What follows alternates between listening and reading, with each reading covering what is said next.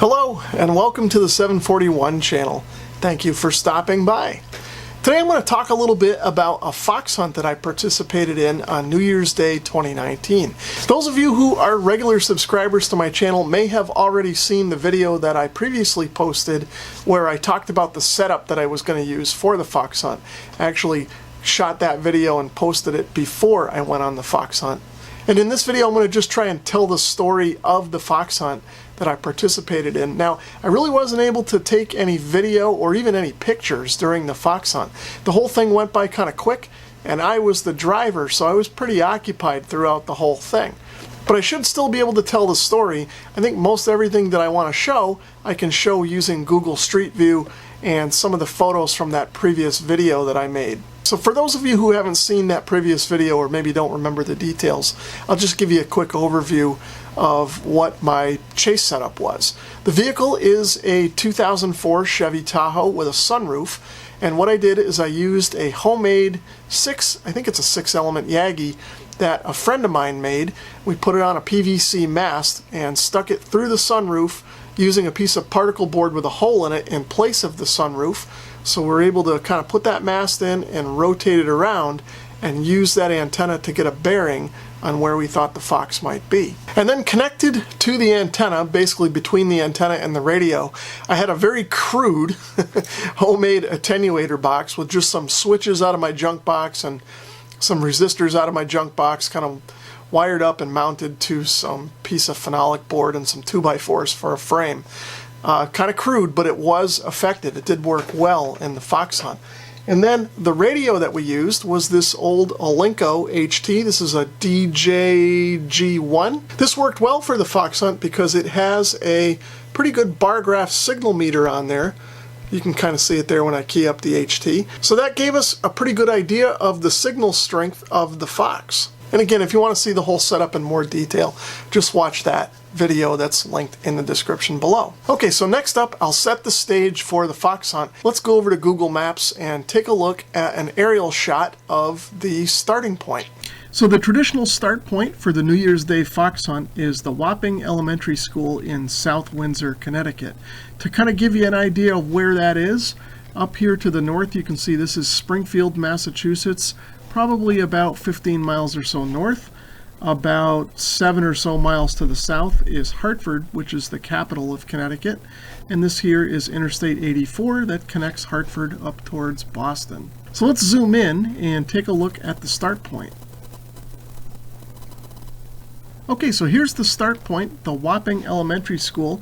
Let me put the satellite view on so you guys can kind of get a look.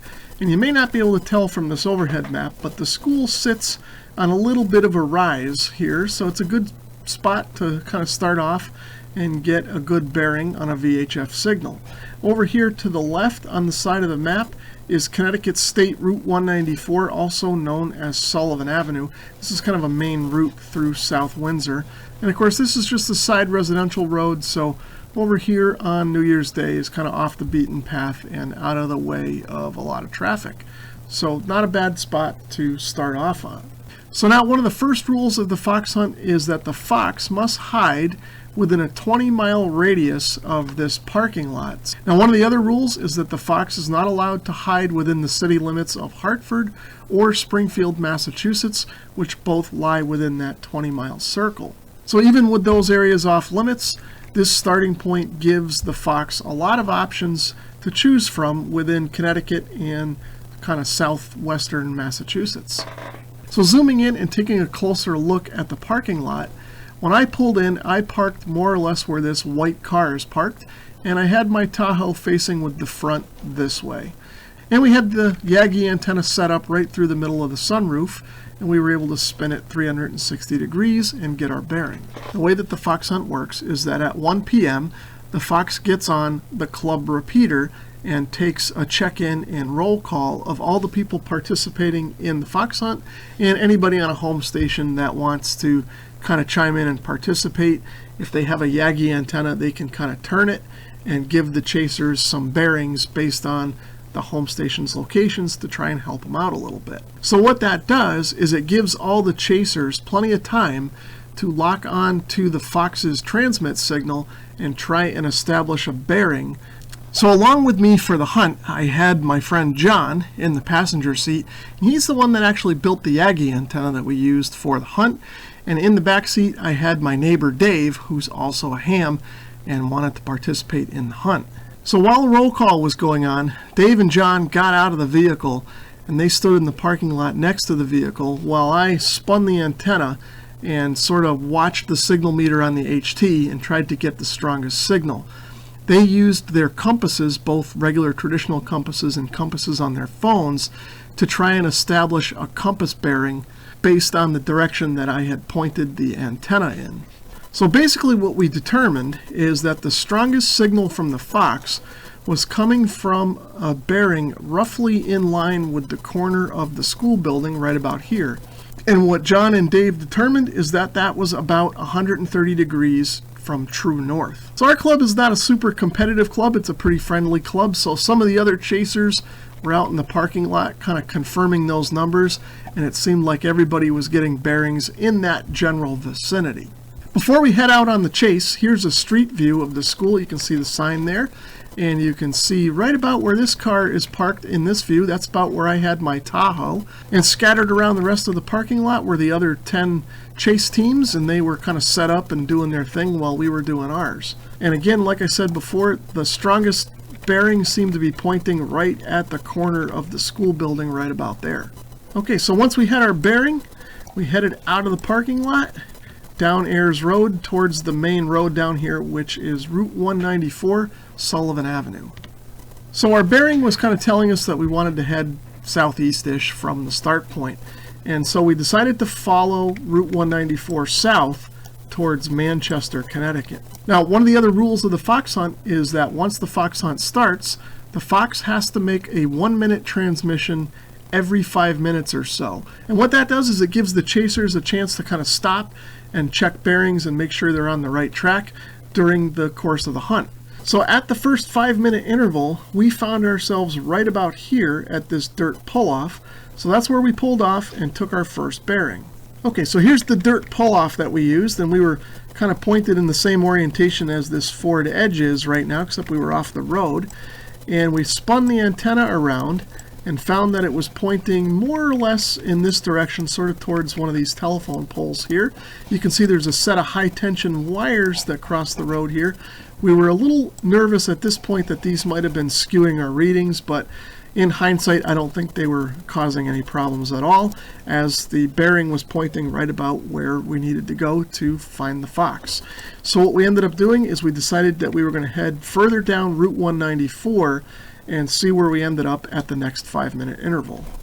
So as I said, we were right about there at our first stop, so we kept heading down into this more congested area of shops and malls actually, and decided that we wanted to try and get to this point right here, which is the Buckland Hills Mall, before the next 5-minute transmission. Now the reason we wanted to do that is that the mall here is up on top of a pretty prominent hill, and in fact from up here in the parking lot you get a pretty good view of the Connecticut River Valley and the city of Hartford, Connecticut. So we made our way down here. This is the end of Sullivan Avenue. We went up and cut through these mall roads here and found ourselves in this parking lot next to this Sears, probably parked right about here where these yellow lines are. So we'll bring Pegman back in and we'll kind of spin this around. And we were parked sort of in this direction. The front of the vehicle was pointing over this way. And we spun the antenna around some more when the fox started transmitting. And this time, the bearing was pointing us right about at the corner of the Sears building here, which was in line with both of the previous two bearings that we had gotten. And that told us that we wanted to keep heading east, maybe slightly south. Okay, so looking again at the top view, we were over here in the parking lot of the mall next to the Sears, and Dave suggested that we should head over this way towards Route 30 and kind of straddle the Vernon-Manchester town line, which is kind of right around here somewhere. So we did that. We left the mall and we went down this road here, kind of wound our way down to Route 30, which meets that road right there. And by the time of the next 5-minute interval transmission from the Fox, we found ourselves at this gas station, so we pulled in here to take our next bearing. Okay, so we were parked right about at this point. Actually, we were in one of these spots over here with the front of the vehicle kind of facing these trees. And what we found is that the antenna was giving us a bearing more or less in line with the direction that the vehicle was pointed. So we decided that we would leave the gas station and keep going down Route 30 this way.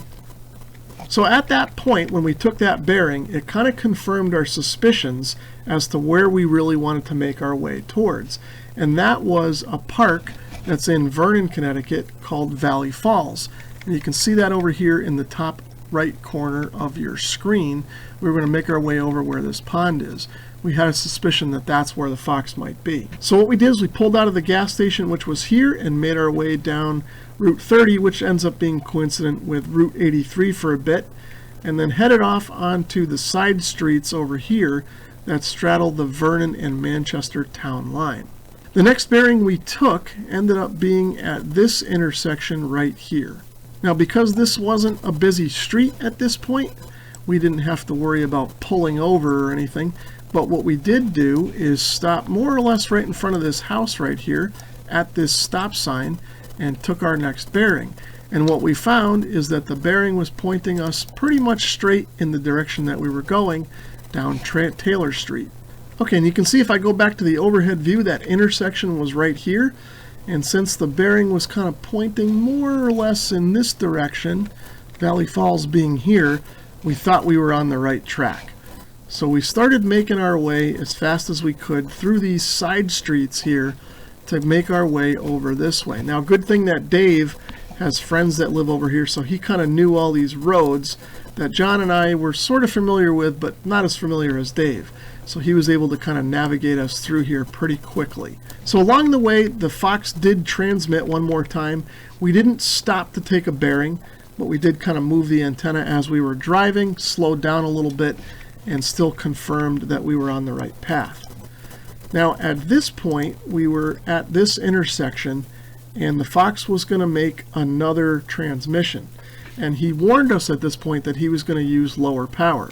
So we decided to pull over here and get a decent bearing on the low power signal. So at this point, things got kind of interesting. The fox reduced his power so much that we couldn't hear his signal at this point. Now, he was still making it into the repeater, of course, but we couldn't hear it. So we knew that he was still making it into the repeater, but not very well, but that we couldn't hear him. We were convinced that we were close, and we knew that if he was getting into the repeater, he had to be close to the repeater. And coincidentally enough, the repeater is actually located on this hilltop somewhere right above the Valley Falls Park. Now, some of the chatter from the other chasers was that they couldn't hear him either. And we knew that other chasers were kind of scattered around the area, and we kind of figured that he had to be very close to the repeater if nobody else could hear his signal, but he was still able to get into it. So we were convinced that we were on his trail and that we were going to find him right here at Valley Falls. So we made our way over here as quickly as we could. Okay, so I'll kind of zoom in. You can see there's a parking lot here. Let's drag Pegman over and see. I guess we can't get him all the way in the parking lot, but we can get him in the access road here.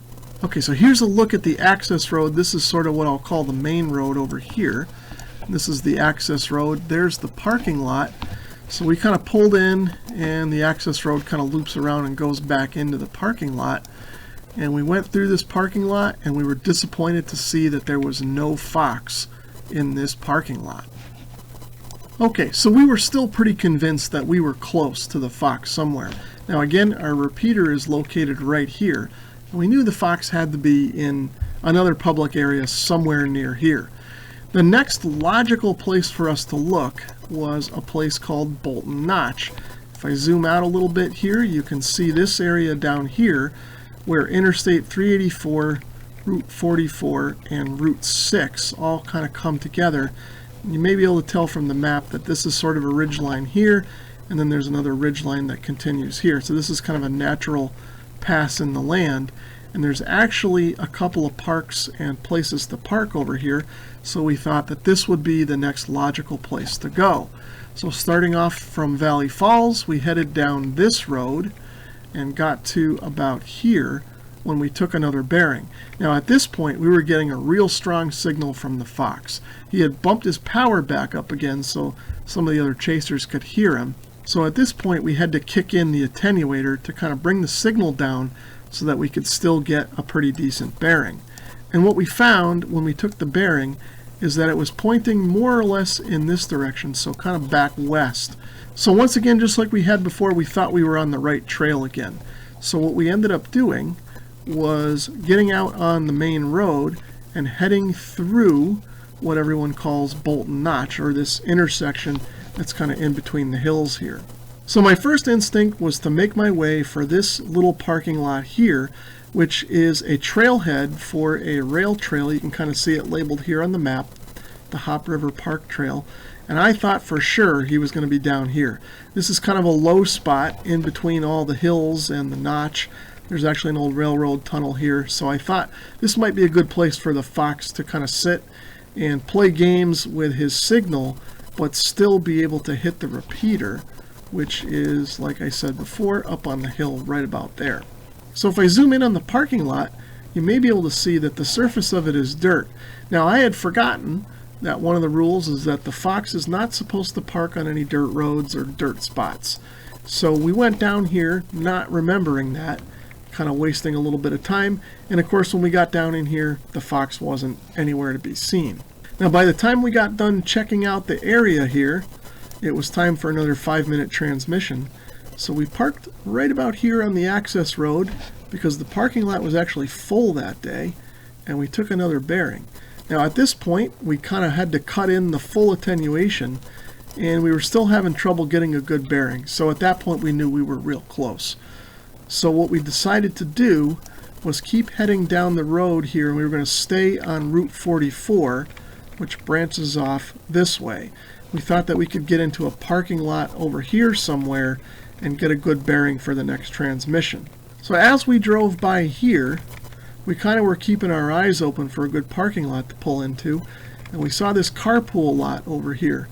And as we kind of looked over here, we saw that there was a truck parked right about in this spot that had a Yagi antenna in back of it. So at that point, we knew that was a little bit out of place for kind of a normal vehicle, and we were pretty sure that that's where the fox was located.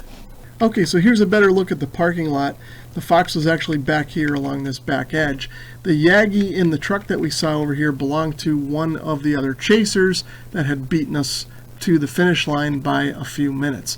We actually came in third, which we all thought was pretty good for our first time out, and the fact that we were using all mostly homebrew and old equipment. Now again, this club isn't super competitive. It's more about having fun and kind of just enjoying New Year's Day with a little bit of fox hunt. So nobody really keeps score and nothing's really published or anything like that, but the winner does get to have bragging rights. But the fox does like to record the time and mileage, and I think our time was somewhere around 45 minutes, give or take, and our mileage was 14.9 miles from the start point. We ended up coming in third.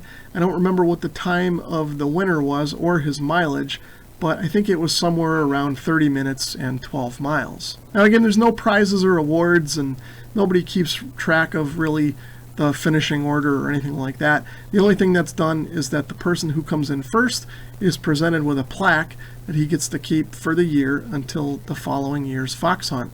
And at that point, he has to surrender that to the next year's winner. Other than that, everything else is pretty much for fun, and the rest of the day is spent standing around socializing and drinking coffee and eating snacks. So that's pretty much going to wrap things up for the New Year's Day fox hunt.